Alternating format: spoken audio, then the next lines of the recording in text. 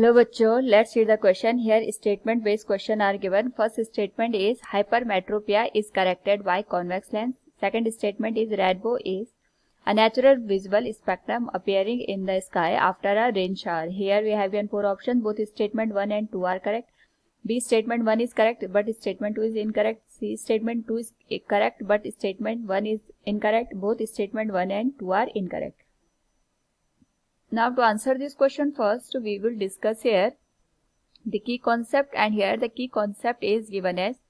एक तो हम यूज करेंगे रिफ्रैक्शन का. रिफ्रैक्शन का मतलब होता है कि हमारे पास जब लाइट रे एक मीडियम से दूसरे मीडियम में एंटर करती है तो यहाँ पे जो लाइट रे होती है या तो हमारे पास दूसरे मीडियम में जाके बेंड हो जाती है या तो टुवर्ड्स द नॉर्मल या तो फिर अवे फ्रॉम द नॉर्मल. दूसरा हम यहाँ पे यूज करेंगे रेनबो फॉर्मेशन का जिसमें हम देखेंगे डिस्पर्जन देखेंगे एक तो और साथ में यहाँ पे देखेंगे टोटल इंटरनल रिफ्लेक्शन. डिस्पर्जन का मतलब होता है कि जब हमारे पास व्हाइट लाइट 7 कलर्स में यहाँ पे स्प्लिट हो जाती है टोटल इंटरनल रिफ्लेक्शन में हमारे पास जो लाइट रे होती है ये यहाँ पे डेंसर से रेयरर में जाते हुए एक पर्टिकुलर एंगल पे दूसरे मीडियम में न जाके उसी मीडियम में वापस रिफ्लेक्ट हो जाती है. इसको हम टोटल इंटरनल रिफ्लेक्शन का नाम देते हैं. क्वेश्चन में हमारे पास फर्स्ट स्टेटमेंट दे रखा है hypermetropia is corrected bye a convex lens. It is correct one. Hypermetropia को अगर हम यहाँ पे अंडरस्टैंड करें तो हाइपरमेट्रोपिक जो पर्सन होता है उसको यहाँ पे दूर की जो चीजें होती है वो तो इजीली विजिबल होती है बट वो पास की चीजें यहाँ पे क्लियरली देख नहीं पाता है. ऐसा इसलिए होता है, सपोज हम यहाँ पे बात करें ये हमारे पास आई बॉल हो गया, ये हमारे पास यहाँ पे आई लेंस हो गया. इस तरीके से ये हमने केवल रिप्रेजेंटेशन के लिए इसको यहाँ पे शो कर रखा है. तो जब भी यहाँ पे जो हमारे पास लाइट रेज होती है वो इस आई लेंस से यहाँ पे रिफ्रैक्ट होके रेटिना पे जाके कन्वर्ज हो जाती है तो हमें इमेज दिखाई देती है. लेकिन जो हमारे पास यहाँ पे हाइपरमेट्रोपिक पर्सन होता है उसके लिए यहाँ पे हमारे पास जो लाइट रेज होती हैं वो रेटिना पे फोकस ना होके वो इसके बाद जाके यहाँ पे फोकस हो जाती है. ऐसा इसलिए हो जाता है, हो सकता है कि हमारे पास यहाँ पे जो हमने आई लेंस हम यहाँ पे यूज कर रहे हैं इसकी जो कन्वर्जिंग पावर है ये यहाँ पे कम हो जाए और अगर इसकी कन्वर्जिंग पावर कम हो जाएगी तो ये रेटिना पे फोकस ना होके इसके बाद कहीं जाके फोकस होगा. या ये भी हो सकता है कि हमारे पास जो ये रेटिना का साइज है या जो आई बॉल का साइज है ये हमारे पास यहाँ पे रिड्यूस हो जाए. दोनों ही केस में यहाँ पे जो लाइट रेज है वो रेटिना पे फोकस ना होके इसके बाद जाके कहीं पे फोकस होती है.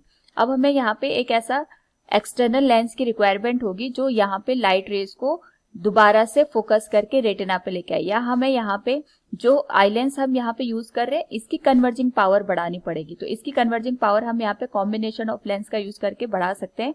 ये हमने यहाँ पे एक्सटर्नल लेंस लगा दिया तो जो भी लाइट रेज आएंगे पहले यहाँ पे जो आई लेंस है हमारे पास उससे पहले हमने जो लेंस लगाया है ये हमने कॉन्वेक्स लेंस लगाया है ये यहाँ पे कन्वर्ज कर लेगा. अब जो भी लाइट रेज आएंगी वो हमारे पास कन्वर्ज होके इस आई लेंस तक पहुंचेंगे क्योंकि ये ऑलरेडी कन्वर्ज हो चुकी है. तो अब ये अपनी जो कैपेसिटी है उसके अकॉर्डिंग इनको कन्वर्ज भी करेगा तो हमारे पास ये जो भी लाइट रेज है वो रेटिना पे जाके यहाँ पे फोकस हो जाएंगी. तो इस तरीके से जो हाइपरमेट्रोपिक पर्सन है उसको हम कॉन्वेक्स लेंस का यूज करवा करके यहाँ पे जो भी डिफेक्ट होता है उसको करेक्ट करवा सकते हैं. So we can say hypermetropia is corrected by convex lens. It is correct one.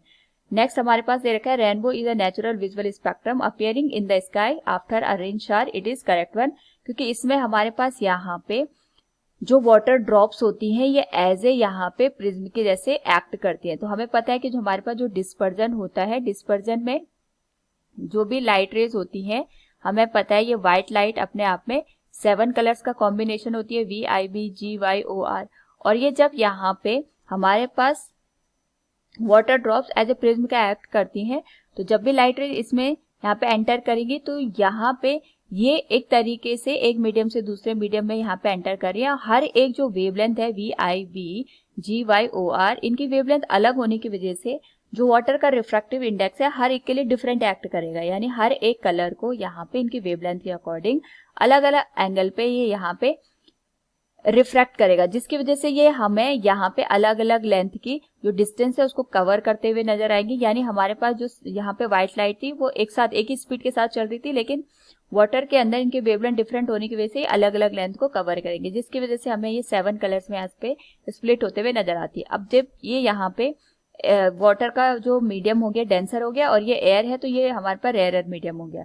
जो ये लाइट रेज होती है यहाँ पे टोटल इंटरनल रिफ्लेक्शन को यहाँ पे अकर करती है और दूसरे मीडियम में ना जा करके ये इसी मीडियम में वापस हो जाती है। तो इस तरीके से यहाँ से तो व्हाइट लाइट हमें नजर आती है, लेकिन यहाँ पे हमें 7 कलर्स अलग अलग नजर आते हैं।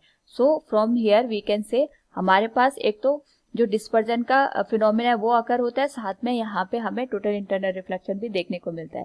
तो जब हमारे पास एटमॉस्फेयर में जो वाटर ड्रॉपलेट्स है वो मौजूद होंगी तभी जाके हमें रेनबो का कॉन्सेप्ट दिखाई देता है। और ये तभी पॉसिबल है जब हमें यहाँ पे जो रेन है, रेन के बाद यहाँ पे जब दोबारा से सन हमें स्काई में दिखाई देता है तभी जाके ये यहाँ पे फिनोमेना अकर होता है। So we can say both statement 1 and 2 are correct. So we can say option A is the right one. Hope all understood it. Thank you and best of luck.